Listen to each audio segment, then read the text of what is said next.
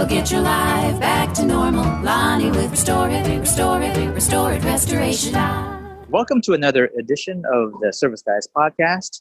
I'm your co-host and producer, Ruel Abadam. And on the other line, we have your service professional, Lonnie Beecham from Restore It Restoration at Jefferson City, Missouri. Hey, Lonnie. Hey, Ruel. How you doing? I'm good, my friend. Good to hear. Good to get back on the podcast. It feels like forever since we did a podcast. Yeah, and even though I think it was last week, wasn't it? Yeah, I think it has to do with all of the, this time of year, the holidays, schools out with the kids and holiday parties and planning. Just so much going on. Yeah. And next week we have the senator. I'm not going to reveal who the senator is, but we got the senator coming on for next Friday. That's exciting. Yeah. Old time group members will know who we're talking about, but the new people won't. Yeah. I look forward to that. I need to know more about the senator. I'm curious to see what he has to contribute from this service realm. You just wait till you hear his story. I was dying laughing. So it was a good one. Okay. So what are we talking about today? Well, we ought to catch up with things in the service world and the restoration world. Basically, your world. What's going on? Are there any interesting jobs? Any cool stories that the listeners would be interested to know and learn about? Mold. Trying to think. Water damage. Last Tuesday, I was in an attic looking at doing a moisture mold check for a guy. Nice house, a very nice house. I'm up in his attic and looking for moisture. Use my infrared camera and my moisture meters and stuff. Gotcha. And are you familiar with roofing terminology at all? No, I'm not. Okay. So this is where you can educate me and some of the listeners. Well, it's a pretty simple roof. I mean, it's steep. It's probably a 10-12 or 12-12 pitch on the roof, which basically means it's really hard to walk.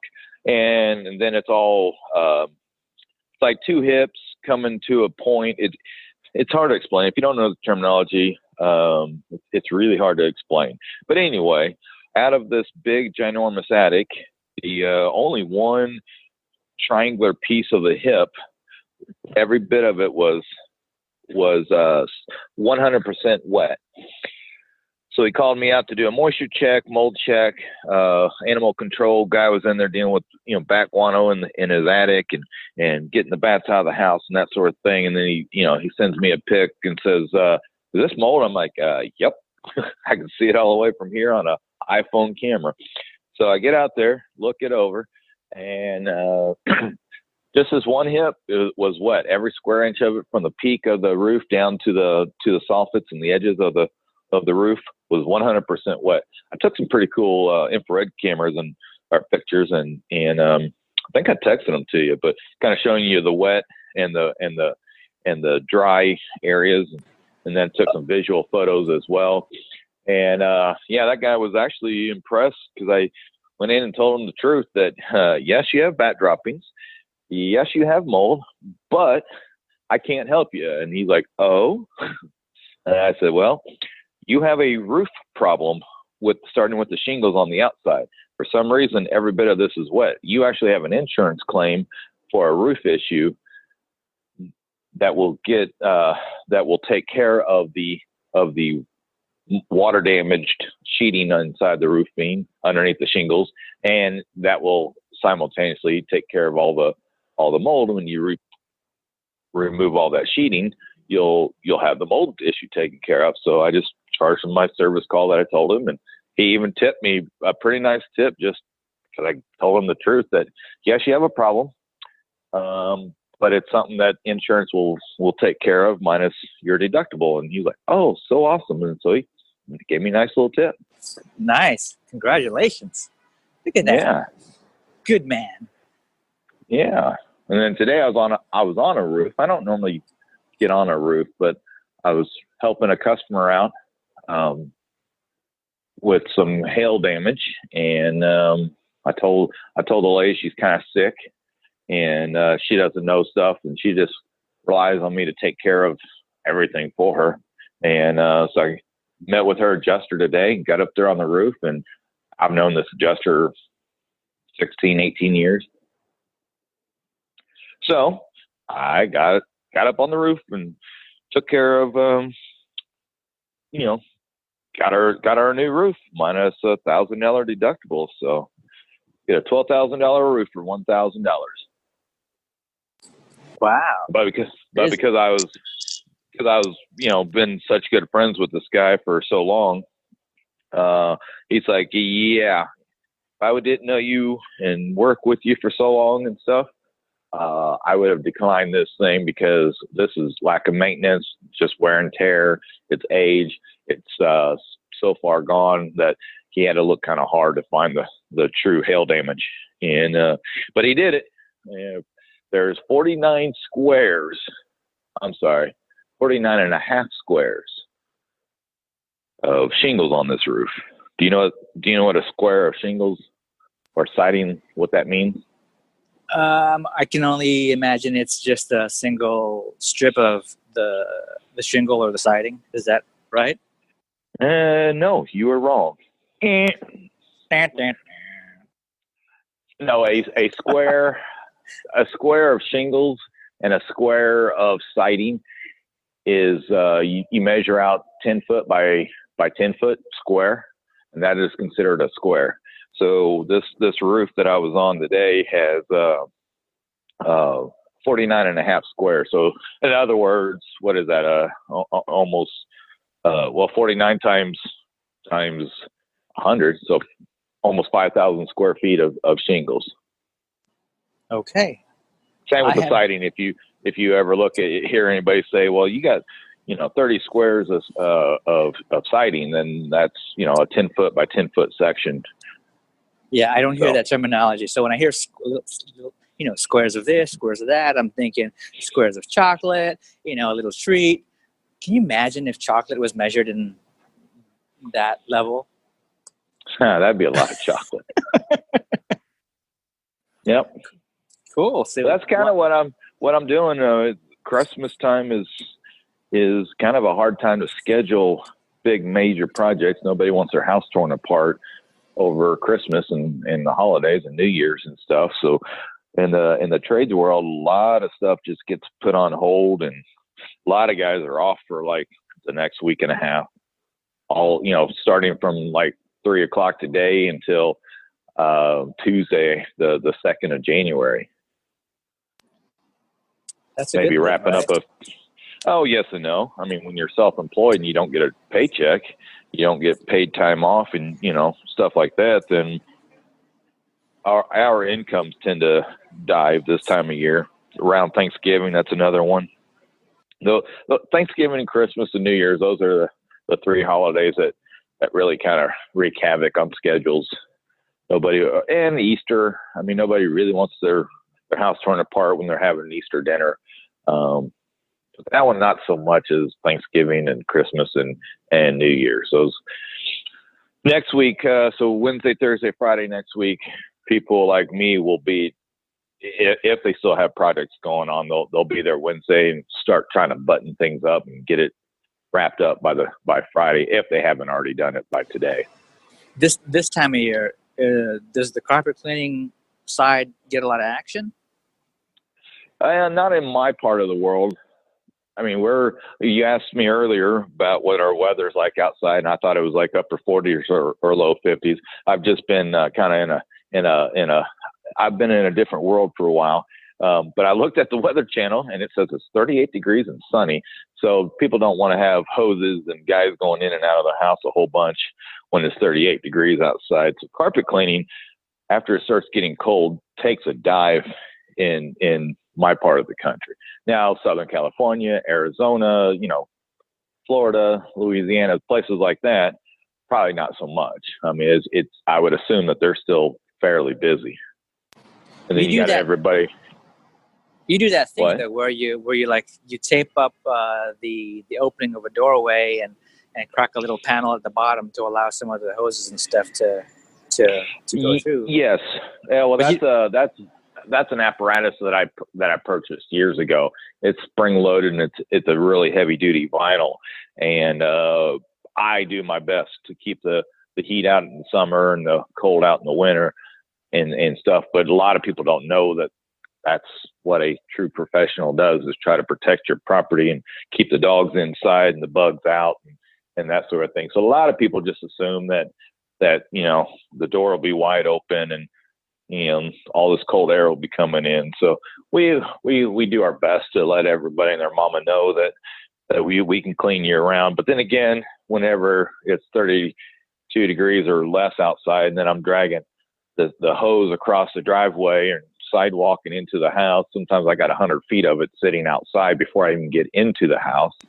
So then I got to compensate for the heat loss, because that concrete zaps the warmth out of the. So it's actually not.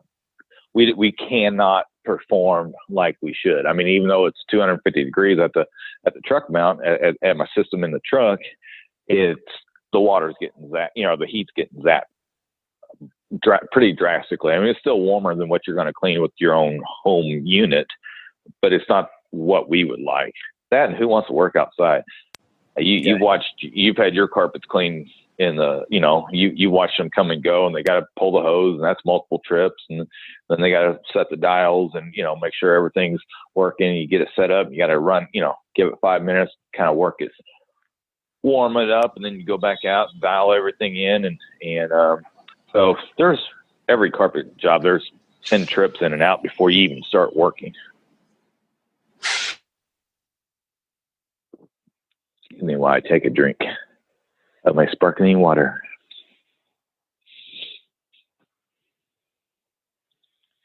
Hello. Well, what happened? I was on mute. So that was the carpet side. How about the animal cleanup side? This time of year, are people finding possum and squirrels and other little critters tucked away and no longer breathing in their walls and the roofs and stuff?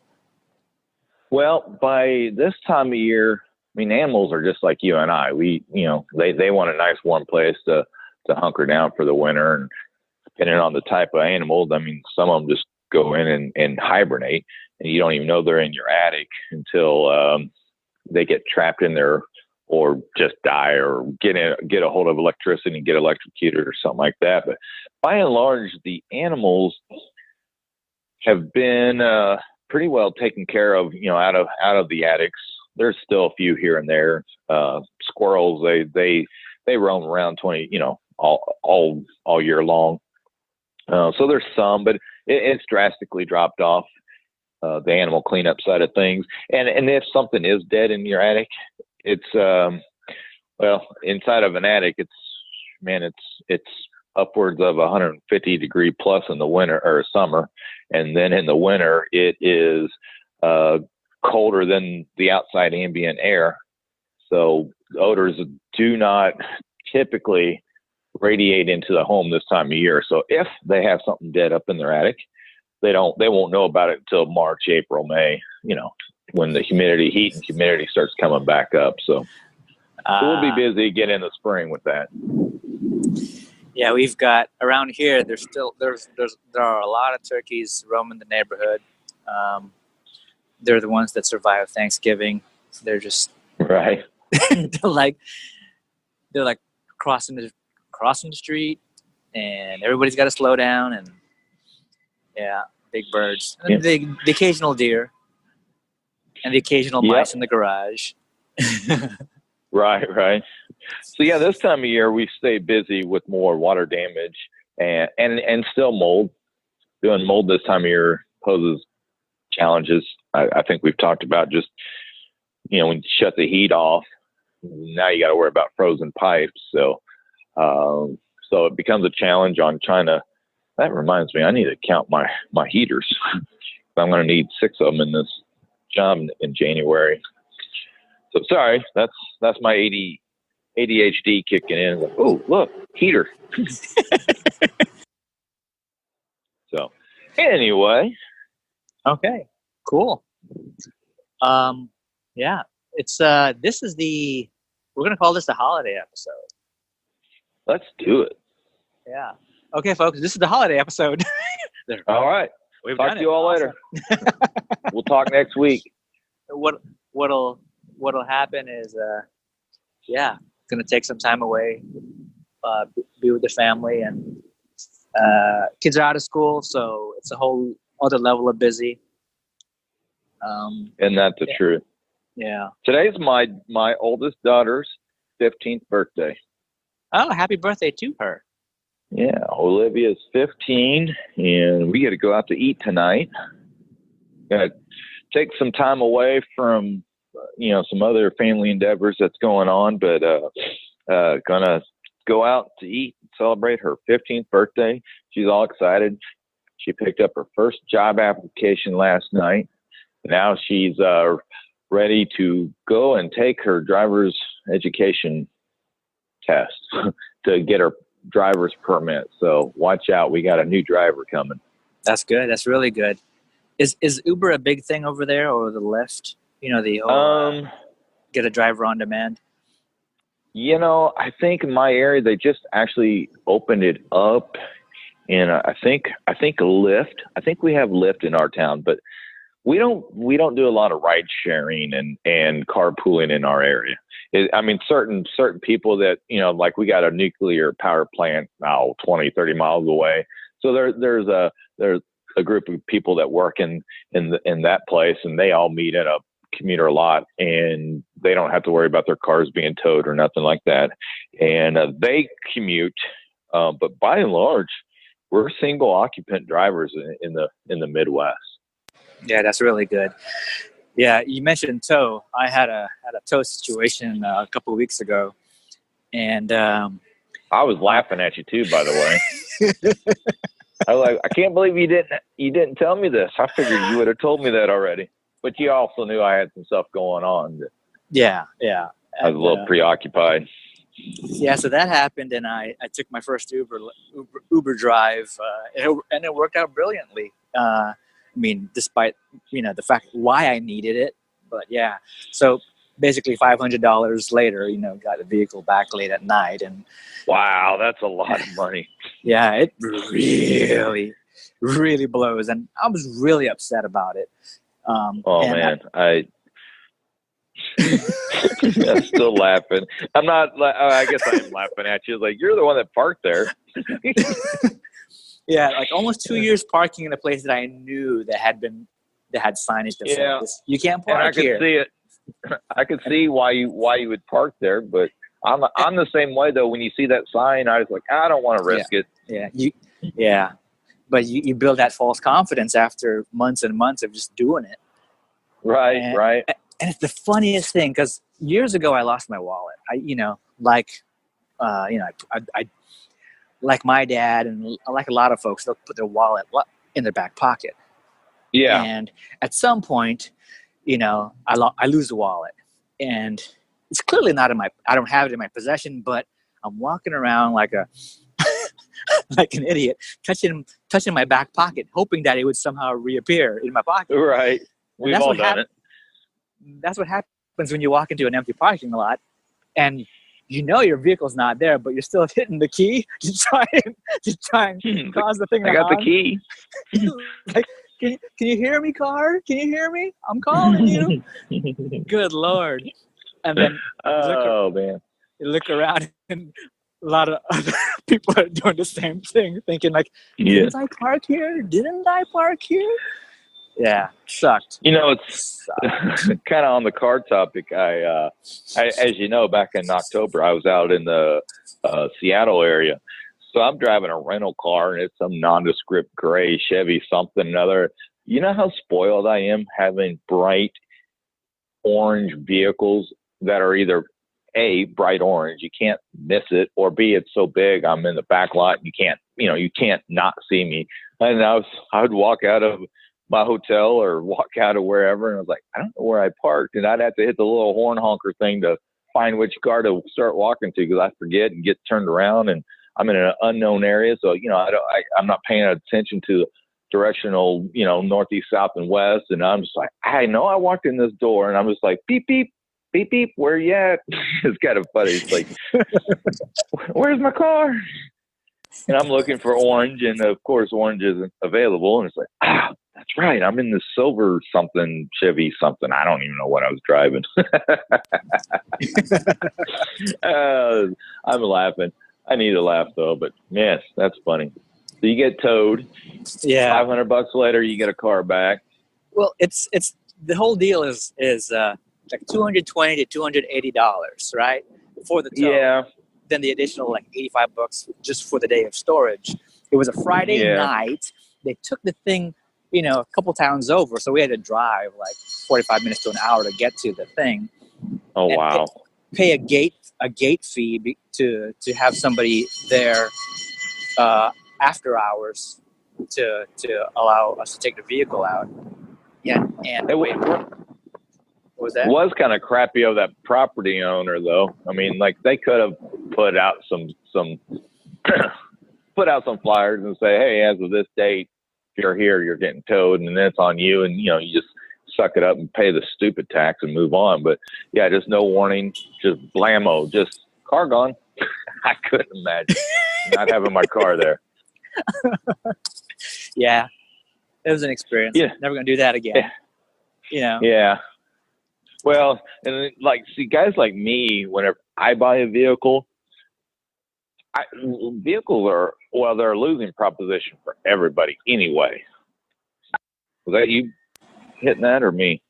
That's something else. Me? No, I accidentally hit the button. Anyway, so whenever I buy a vehicle, I got to pay retail value, and then I have to paint it. So like this van I'm driving, it's $2,500 to paint it. So I'm already upside down in this vehicle.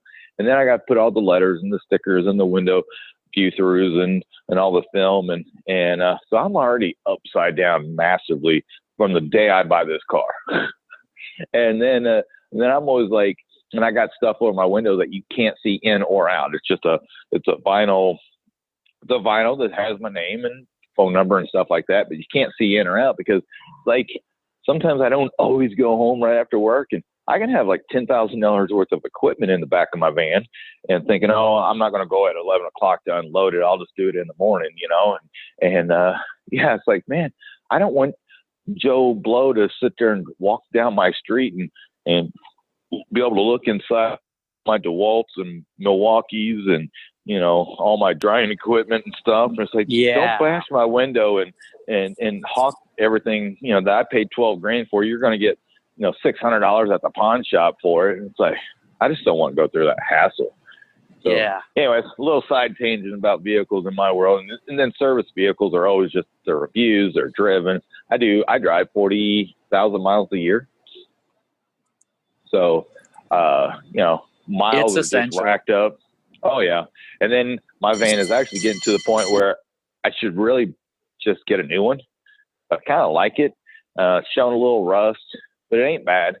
But it's like, but I've already put so much into this. I don't really want to lose it. And mechanically it's good, but it's starting to show its age. And it's like, I just don't want to go through the hassle of getting a new vehicle and painting it and lettering it and putting all the decals and or wrapping it or whatever. And then even though it needs really to go, but if I was to have something, the U-joint or something go out and there's $500, it's like, I can always come up with $500 to fix it.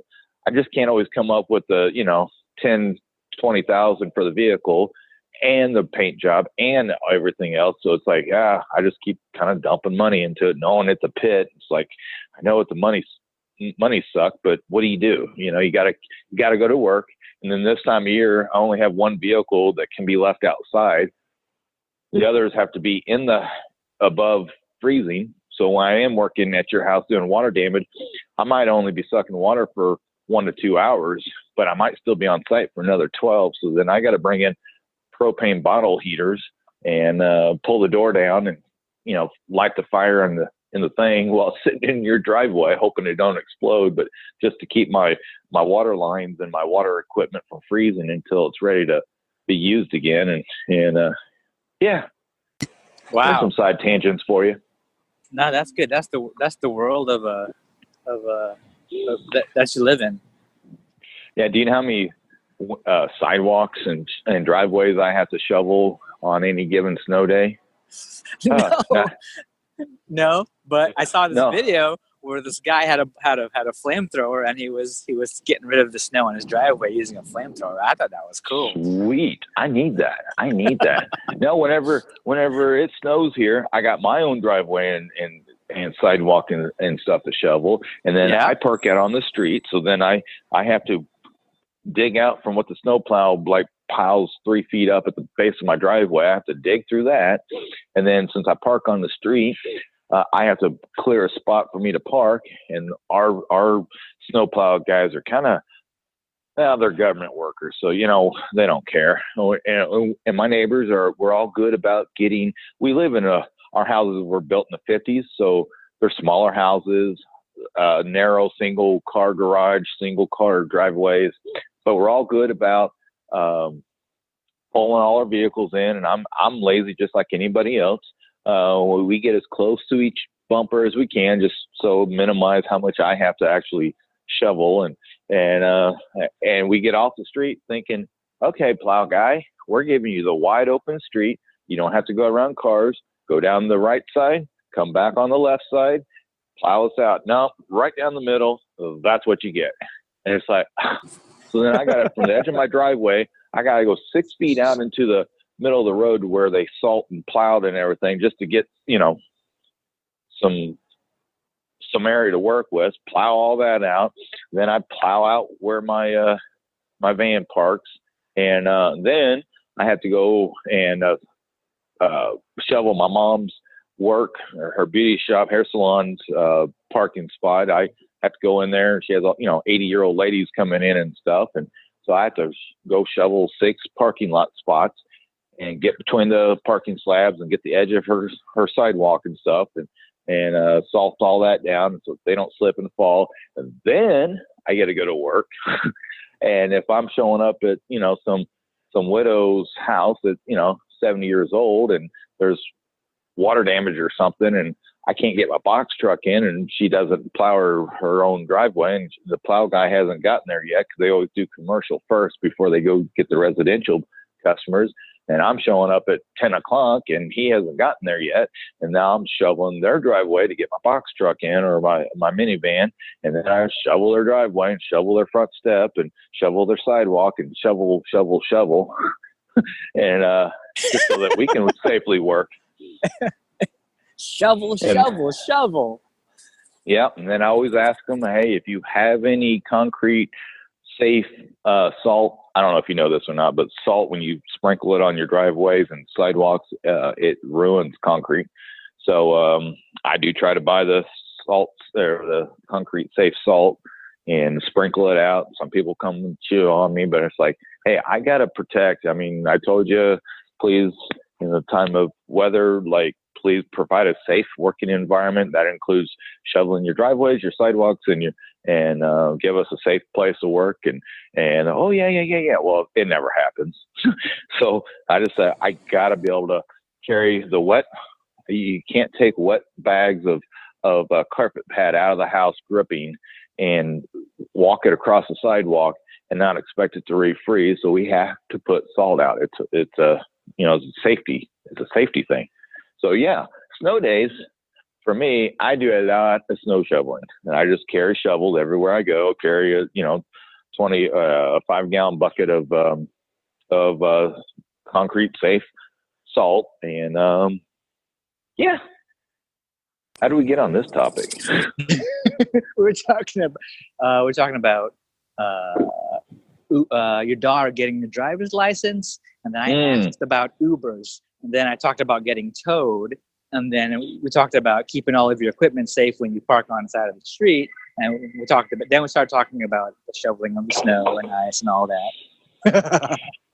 Well, this is just some of the peek behind some of the things that people don't think about, when their service guys are showing up. Same with the, HVAC guy. If he shows up to your house and your heater went out, you have to have a heater, but yet you got a mile-long driveway. I mean, nobody's going to shovel a mile-long driveway. I wouldn't do a mile-long, but if you got a normal-sized driveway, guess what? He's out there plowing. You're, getting at least a safe spot for him to park. I mean, we don't typically do the whole driveway. We just do enough to do what we need to do, give us a circumference to work around our vehicles so we're not slipping and falling. And your HVAC guy does it.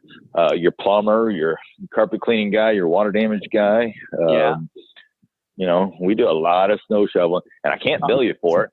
Yeah, I'm imagining all the listeners who are service guys and gals themselves, they know exactly what you're talking about. For the listeners who, are just curious to know, well, this is that part of the podcast where I guess we can share, like, if the service guy had to let consumers know, when we you guys need a safe place to work. And this is, knowing that these are some of the challenges that you guys have to go through to actually just get there and get your equipment there, in a safe spot, in a place that's workable. This is, I guess, that moment where people can learn, like, oh yeah, okay, I need to be mindful of that next time I have, the carpet cleaning guy over. I should make sure that the front of the house is easily accessible, that they don't have to go through hoops to get their stuff running through the house. And if you don't have it plowed out and shoveled out, tip your service guy, because they've already done a lot of work before you got there or before they got there, just to get into your house. It's amazing how many people don't think about it and they don't tip. They don't even notice. Oh, thanks. You shoveled my driveway? Thank you. Okay. Yeah, that's a good point. I'm going to sound like a bad guy, but I didn't think about that. I did not think about that. I'm so used to attaching a tip to things like, ordering food at a restaurant and dining in, or the valet guy, and tipping him, or the pizza guy who delivers the pizza. But I didn't think about that. And maybe there's others out there too who are just as dumb as me, that don't realize that that's an opportunity to tip. Well, you probably don't live in an area where you get a lot of snow, do you? No, I don't. But still, it's the name says it itself, right? Service guy, service professional. You tip. It's customary around here to do the tip. I don't know how everybody else feels about it, but I'm grateful every time there's a level of service. I just did not think about it associated with, say, the carpet cleaning guy, or the floor cleaning guy. And tips are always appreciated. And for the technicians, they do kind of count on them, just like your hairdresser, barber, nail salon people. Well, you mentioned the ones that everyone thinks of, the server at the restaurant and the pizza guy.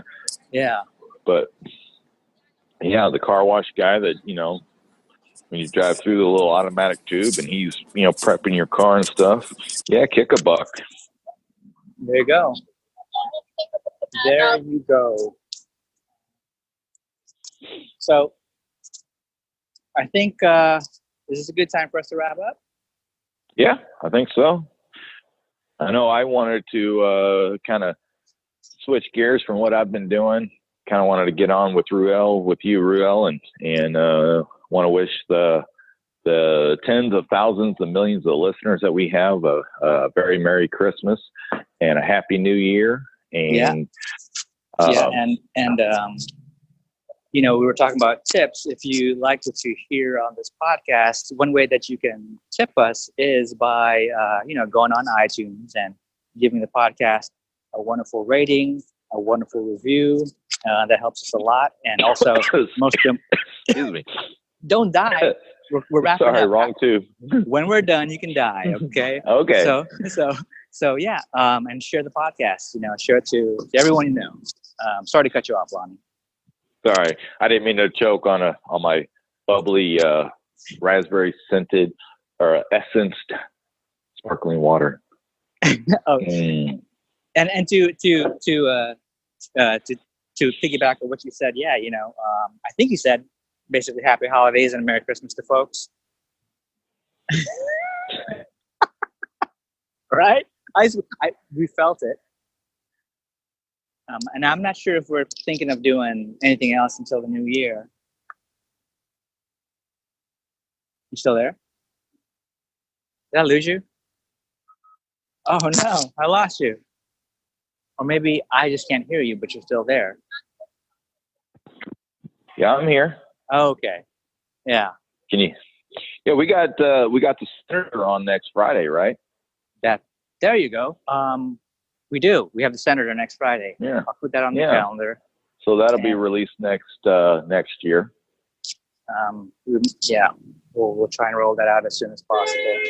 We'll try to roll these next couple of episodes as soon as possible. Yeah. And get on our way.